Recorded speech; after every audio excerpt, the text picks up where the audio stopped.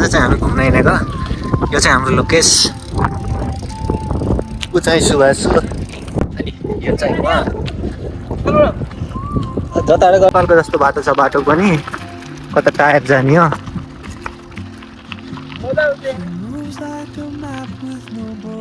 पुरा नेपालको जस्तो यहाँ पानी जमिरहेको रहेछ यत्तिकै बाटो होइन धेरै राम्रो हुँदैन नि हामी चाहिँ जापान आएपछि पहिलोचोटि यस्तो डुलिरहेको हाम्रो साइक्लिङमा अफरोडिङ गर्नको लागि चाहिँ अनि साथी पछाडि आउँदैछ साथीमा पारी पुगिसक्यो म चाहिँ यहाँ घाट्राङ घाट्राङ गर्दैछु अनि बाटो चाहिँ यस्तो दामी रहेछ क्या अफरोडिङ टाइपको मजाको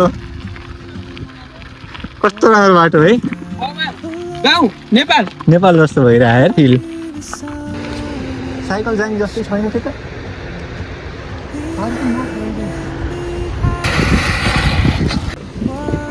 हामी पनि छौँ यस्तो साडी छ के खोजिरह त्यहाँ माछा खोजिरहेको केटाहरूले हेर्ने जापानमा माछा खोजिरहेको कस्तो माछा खोजिरहेको केटाहरूले छ माछा कतिको